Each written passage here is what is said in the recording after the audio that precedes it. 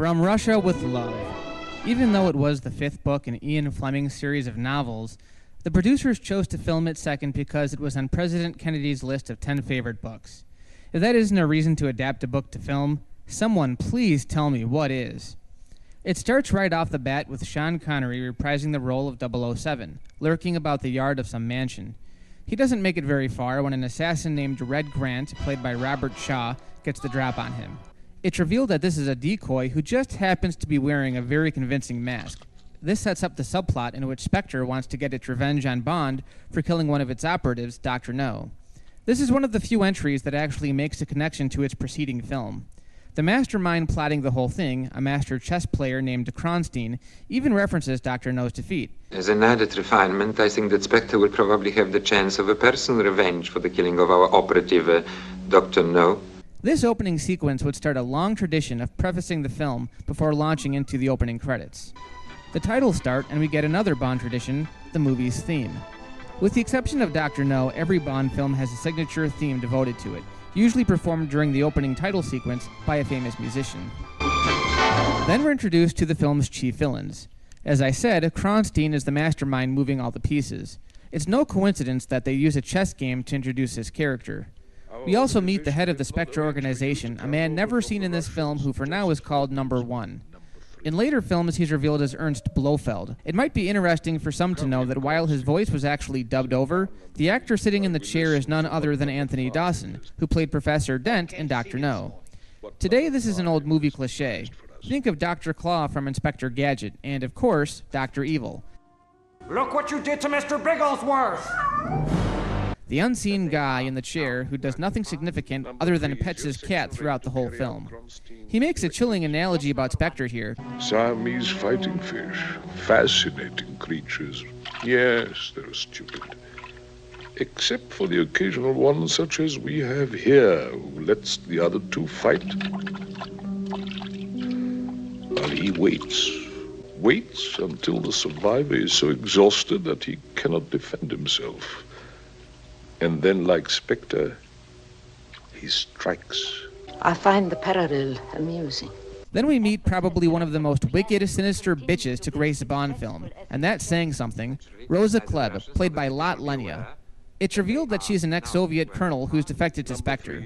Her job is to recruit a female Russian from the consulate in Istanbul to assist with the stealing of a Lektor Decoder, an item that the British have wanted to get their hands on for some time. I always found it interesting that despite everyone's names, they each have their own number. Yes, Number 1. Sit down, Number 3, while we listen to what Number 5 has devised for us. Finally, we come to my Number 2 man. His name? Number 2. Anyway, the general idea is that SPECTRE wants to pit the Soviets against the British so they can become the dominating world power. Yeah, it's your everyday take over the world plot. Klebb goes to recruit Red Grant, a muscle-bound bodybuilder and hired assassin who stalks Bond throughout the whole film. He's there with Bond's every move, and his presence adds an element of suspense to the whole movie. Klebb then goes to Istanbul to recruit Tatiana Romanova, played by Daniela Bianchi, a Soviet embassy clerk who thinks Klebb still works for the Soviets. Tatiana gets pissed at Klebb when she asks her personal questions about her love life, but Klebb, being the evil, maniacal bitch that she is, threatens her life if she fails in her mission. I will say nothing to anyone. If you do, you will be shot! We finally get back to Bond as he's vacationing with an old flame, Sylvia Trench, who we met in Dr. No. Even here, Sylvia references the last movie. Do what? Last time you said that, you went off to Jamaica. Bond refers to her as an old case. Oh, so I'm an old case now, am I? Although I love her expression when he extends their picnic. After a brief cameo from Lois Maxwell as Moneypenny, M briefs Bond, revealing that Tatiana has defected to the British and will hand over the Lektor only if James himself meets her in Istanbul. He takes one look at her photograph and agrees. That's our silly secret agent. Desmond Llewellyn plays Major Boothroyd, the head of Q Branch in this film. In all the consecutive films, he's referred to as Q. This would also become a recognizable trend in the series, where Q gives Bond all of his hidden gadgets. In this one, it's a briefcase complete with rounds of ammunition, a throwing knife, a sniper rifle, gold sovereigns, I assume that's currency, and tear gas. Bond says he doesn't think he'll need it for this assignment. Incidentally, he ends up using everything at some point in the movie. After being followed by Grant, James meets with Ali Karim Bey, the British intelligence station chief in Istanbul, who basically thinks James is just wasting his time. This is an old friend of mine, and it tells me something smells. I smell something. Bullshit. We then see Ali by himself, and it seems like he'd much rather be reading the newspaper than getting it on with the female. Ali Karim Bey. If an attractive woman is calling your name in that tone, what do? A. Ignore her. B. Leave the room. Or C. Say, back to the salt mines and proceed to make out with her. Back to the salt mines.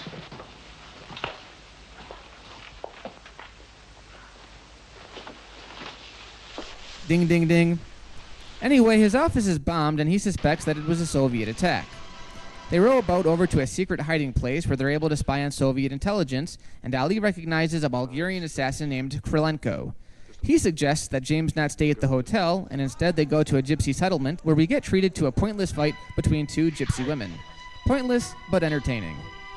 Then Krylenko shows up and attacks the settlement. All hell breaks loose as men torch the tents and people punch each other. Krylenko injures Karim Bey, who pretty much ignores that he's gushing blood and starts firing with the other hand. The whole time this is going on, James just simply walks around vandalizing people's fights. He taps things with a block of wood, maybe once in a while punching a random bystander.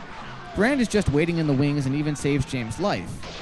They go to find Krylenko, and using Bond's sniper rifle, Karim Bey kills the assassin.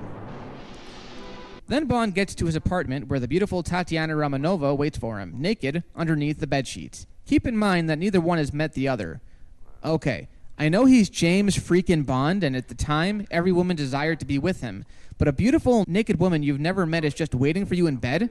Never mind all the STDs you could possibly have. This doesn't occur to him that it's some kind of trap?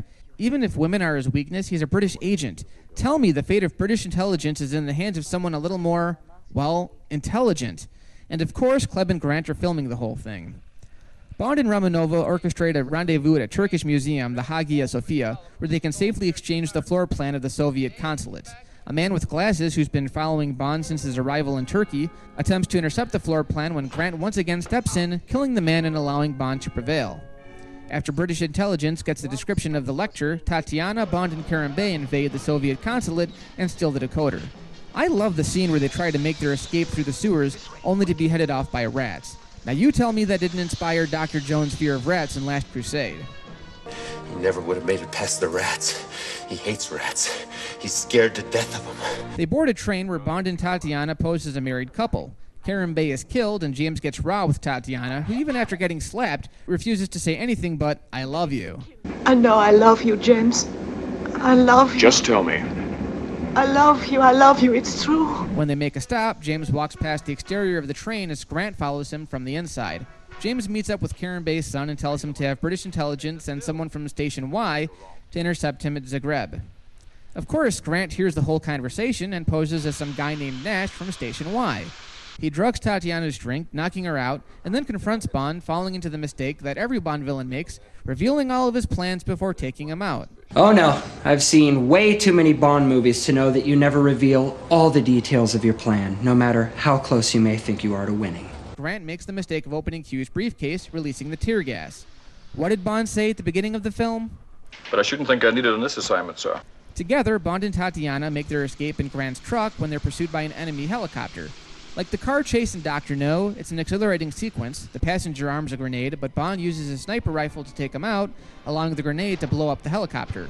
However, there's no reason for it other than some added excitement. The next scene is pretty ridiculous. Number 1, angered with Kronstein's failure, has Agent Morzeny, played by Walter Gotell, kill Kronstein with a spike embedded in his boot. He then sends Morzeny and a squadron of SPECTRE boats after Bond. Now let me ask this. It has to take a long time to even gather a squadron, much less execute a plan. How long do you suppose Bond and Tatiana were in the boat? According to this movie, about 3 minutes between the time we find out about Number 1's disappointment and the attack by SPECTRE. You know what? The movie's almost over, so at this point, do we really care? So as usual, Bond finds a way to evade SPECTRE. Tatiana and Bond make it to their safe haven in Venice when Klebb enters the room dressed as a maid to try and take James out herself, with a spike in her shoe. Come on, are we really taking this seriously? The movie was doing so well until the last 2/3, and now it wants us to buy into all this? Well, of course, it is a Bond movie. Actually, this is a pretty famous scene and satisfying.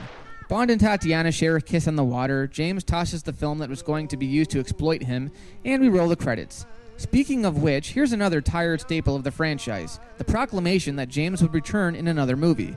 But not only do they tell you about the plans for a sequel, they blatantly tell us the name of the film that's coming out next.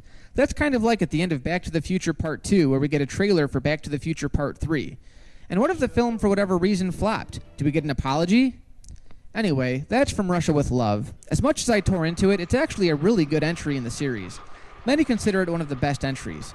It doesn't usually stand out as much, and part of that is because it gets sandwiched between Dr. No, the first James Bond film, and Goldfinger, one of the more iconic films in the series. But it has a lot of the staples that future entries would carry over, and despite a complex plot, it's a lot of fun, blending a lot of good action with some elements of suspense.